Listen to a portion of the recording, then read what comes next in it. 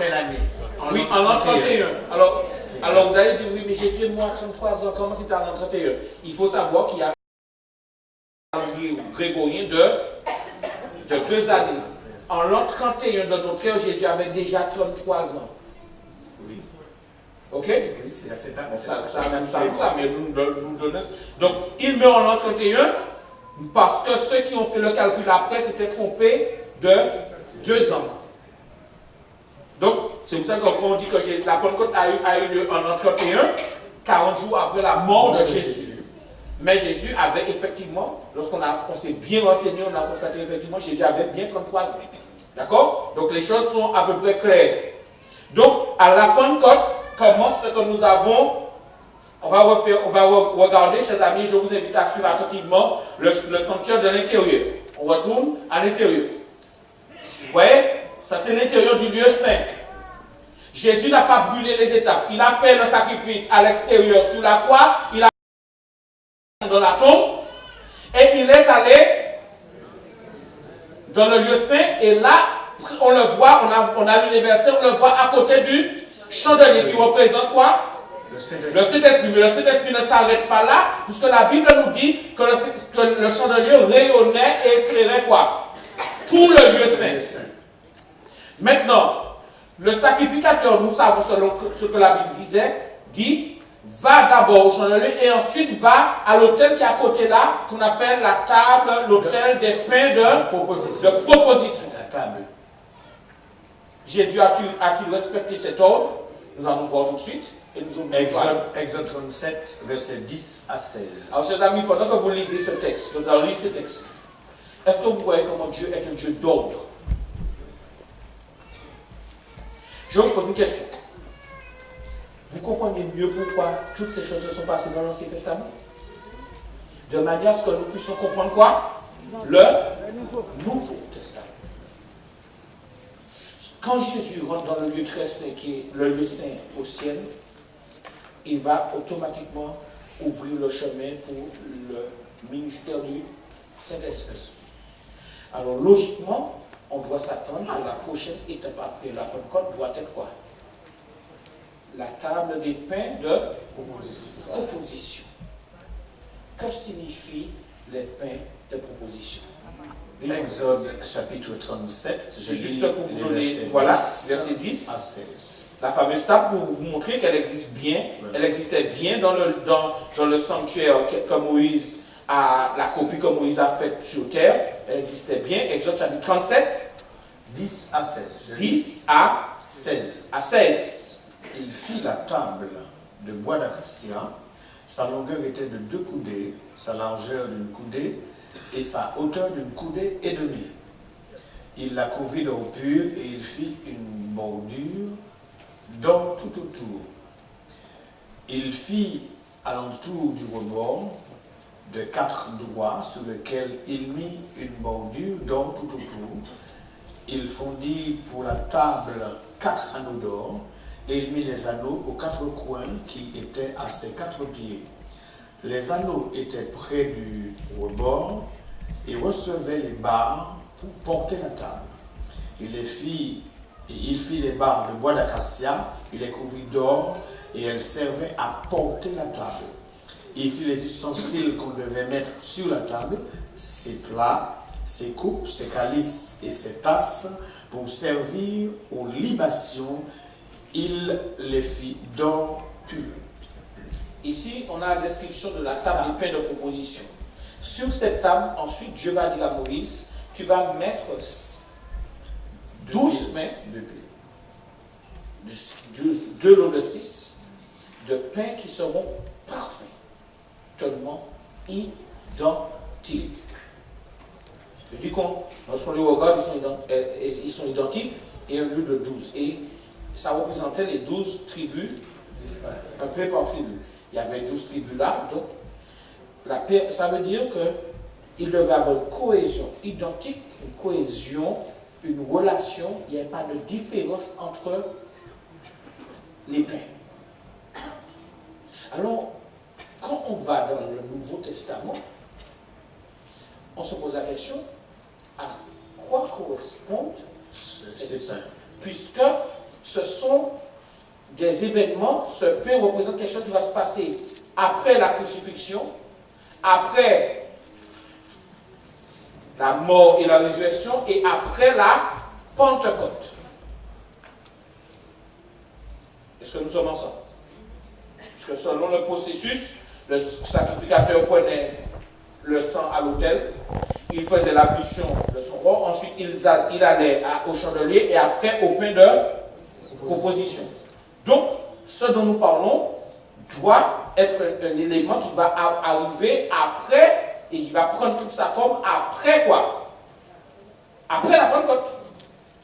Alors, nous allons lire ce que Jésus, quand Jésus va commencer par parler justement de cette affaire de pain de provision, c'est le pain qui se présente, qui se met à disposition d'eux. C'est un pain qui était mis à disposition d'eux. Jean 6. Jean 6. Jésus dit au sujet de cette affaire de pain. Jean, 4e livre du Nouveau Testament, Matthieu, Marc, Luc et Jean, au chapitre 6, verset 47 à 51. Si tout le monde a trouvé, je lis. En vérité, je vous le dis, celui qui croit en moi a la vie éternelle. Je suis le pain de vie. Vos pères ont mangé la manne dans le désert et ils sont morts. C'est ici le pain qui descend du ciel afin que celui qui en mange ne meure point. Je suis le pain vivant qui est descendu du ciel. Si quelqu'un mange de ce pain, il vivra éternellement. Et le pain que je donnerai, c'est ma chair que je donnerai pour la vie du monde. Le pain, c'est ma chair que je donnerai pour la vie du monde. Alors, certaines personnes vont dire, est-ce que c'est du cannibalisme? C'est du cannibalisme, parce qu'on mange la chair. Parce qu'on est anthropophage. C'est une image de Jésus en disant, qu'en donnant ma vie, donc il dit déjà que c'est un événement qui va arriver après sa mort et sa résurrection, vous obtiendrez une nourriture. C'est extraordinaire. Il dit, je donne ma vie et ça sera votre nourriture. Je suis le pain de vie. De vie. Et qu'il faut manger. Alors, Jésus se présente comme étant le pain de vie. Qu'est-ce que Jésus nous apporte-t-il qui fait que nous sommes nourris? Qu'est-ce qui nous nourrit? On a déjà vu que le Saint-Esprit, son rôle, c'est de nous guider, de nous convaincre, de faire comprendre qu'il faut choisir et prendre une décision. Par rapport au sacrifice de la croix, par rapport au baptême, et il nous conduit dans le sanctuaire.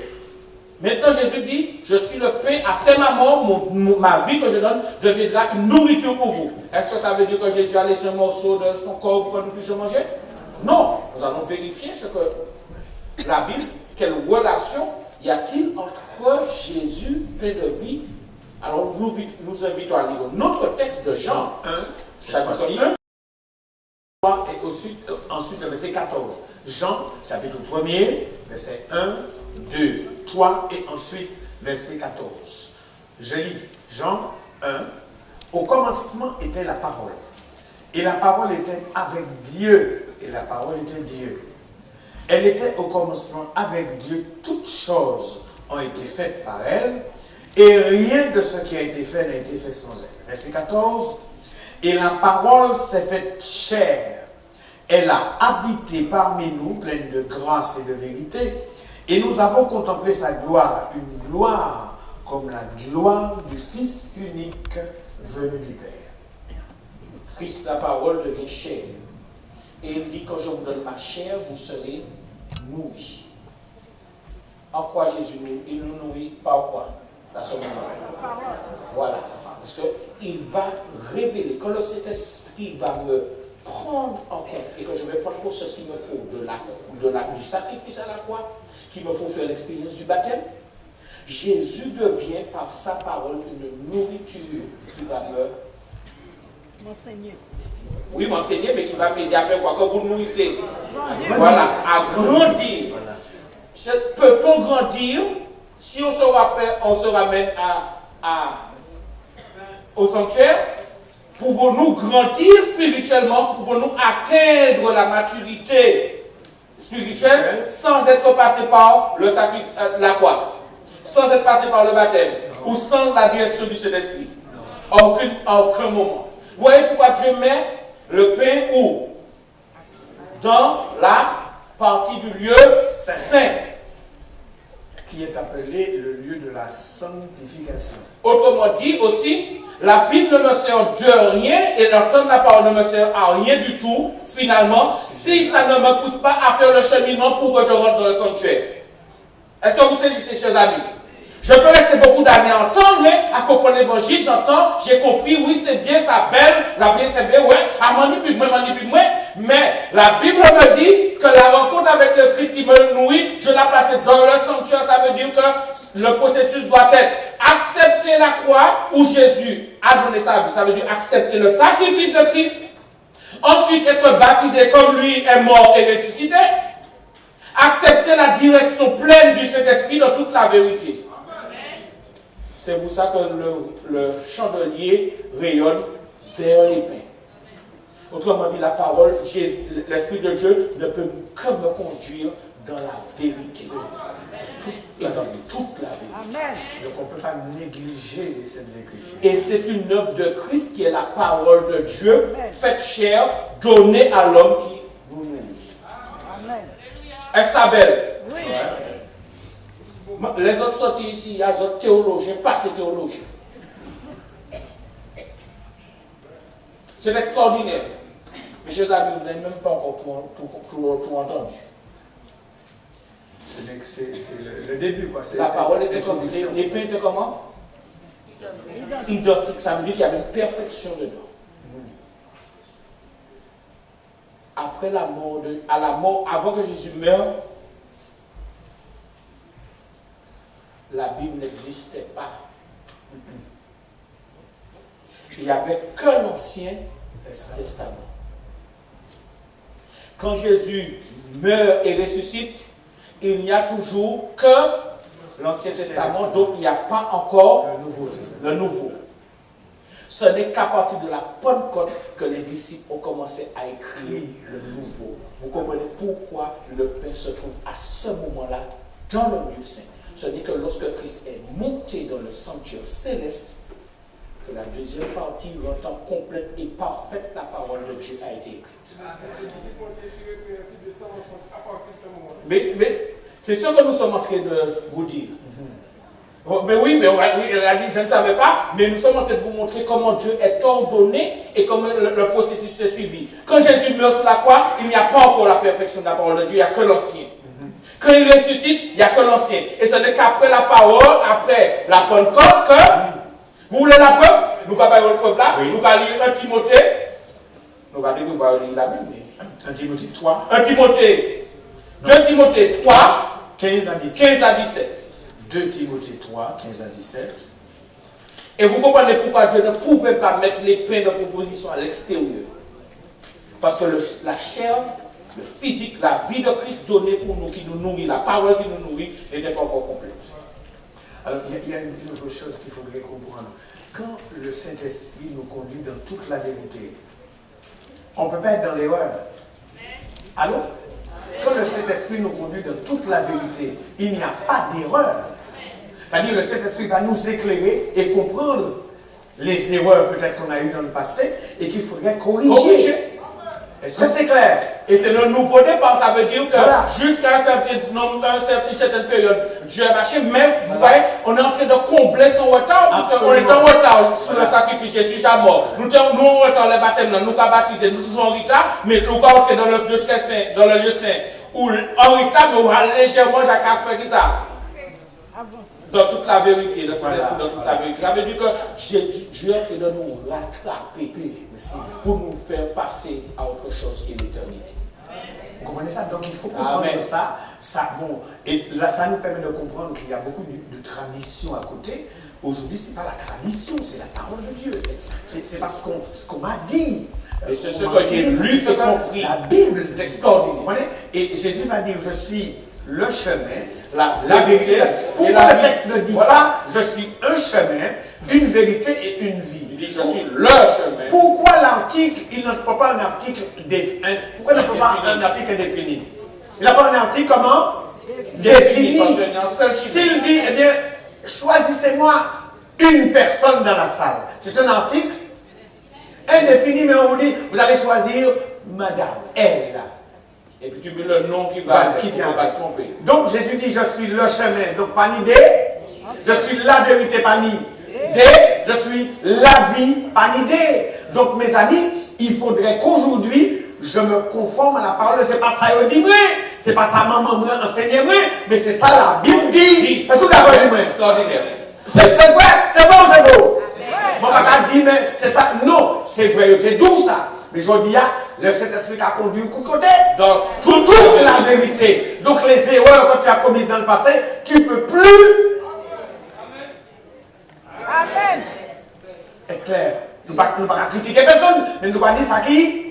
Oui. Right. Est-ce que nous prenons là maintenant? Est-ce que nous parlons à dire, mon Dieu, pourquoi on nous demande toute la vérité? Mais mon Dieu, je ne peux pas comprendre ça. Mais je ne peux pas comprendre la maison. D'accord? Il faut que je prenne. Est-ce que vous d'accord avec moi? Amen. Bon. Alors, je vous avais regardé cet extraordinaire. Lorsque le chandelier allume, le chandelier est orienté pour éclairer les pains. Le Saint-Esprit nous conduit dans 2 Timothée 3, 15, et il précise pour vous montrer que c'est bien ça. Timothée, Paul écrit après Timothée, nous sommes environ 40 ans après la mort et la résurrection de Jésus. Ça fait environ 40-50 ans que Jésus est dans le sanctuaire. Et voilà ce qu'il dit. Versets 15 à 17 de Timothée 3. Dès ton enfance, tu connais les saintes lettres qui peuvent te rendre sage à salut par la foi en Jésus-Christ. Toute écriture est inspirée de Dieu, utile pour enseigner, pour convaincre, pour corriger, pour instruire dans la justice, afin que l'homme de Dieu soit accompli et propre à toute bonne œuvre. Amen. C'est pas nous qui disons ça, hein? C'est la Bible qui dit ça. Toute écriture est inspirée de Dieu pour nous enseigner, pour nous convaincre, nous faire voir là où il y avait l'erreur et puis marcher dans la vérité. Jésus dit, je suis le chemin, la vérité, l'idée et la vie. Alors, à partir de maintenant, on nous suit Bible là. Amen. C'est extraordinaire. Est-ce que vous comprenez pourquoi c'est à ce moment-là que nous recevons? Ça veut dire, pendant qu'il est en train d'écrire, Paul sait que Jésus officie dans le sanctuaire et qu'on est après la Pentecôte et qu'il y a quelque chose qui est en train de se passer. Dieu est en train d'inspirer la dernière partie de la Bible afin qu'on ait plein de propositions qui représentent la parole de Dieu soit parfait. Si quelqu'un est perdu, la faute n'est pas à Dieu. Vous êtes d'accord avec moi?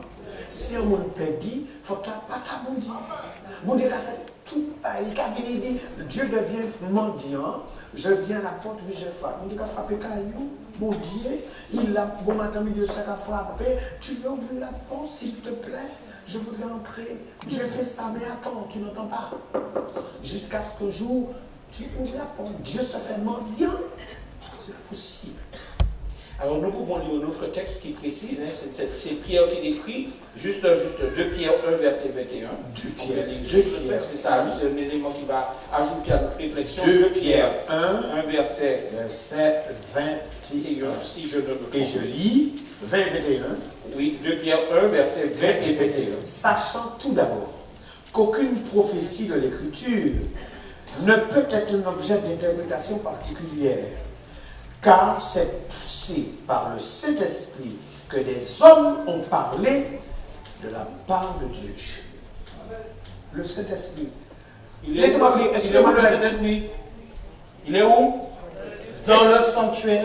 Alors, après la mort, la résurrection, il est là pour guider le péché. Le pécheur, vous lui dites, tu es pécheur, il te faut prendre la direction du sacrifice. Ensuite, tu es pécheur, il te faut être lavé, donc le baptême. Et quand le pécheur est rentré, il lui dit maintenant, voilà la vérité. Yes. Marche dans la vérité. Donc vous comprenez, le Saint-Esprit ne peut pas donner 2 explications. Imaginez que la peau de la Bible, bon, c'est bleu ou noir. Si quelqu'un voit blanc, parce qu'on a un problème, on appelle ça daltonie, un problème avec les couleurs. Si elle est habillée en blanc, tout le monde voit blanc. Si la Bible a bien seule explication. Est-ce que vous avez une main? Le Saint-Esprit ne peut pas fait ça, et puis le cas fait le bagaille. Il n'y a pas qu'à nous prendre chimère. Non, le Saint-Esprit a un seul chimère. Il n'y a pas qu'à nous faire des. C'est une seule explication biblani. Amen. Et si le chemin passe par là, maintenant, on a déjà vu le sacrifice, l'autel, on a déjà vu l'ablution, ça veut dire la cuve d'airain. On a vu le chandelier, maintenant on voit la table de provision et on voit ça parfaitement correspondu à l'action de Jésus.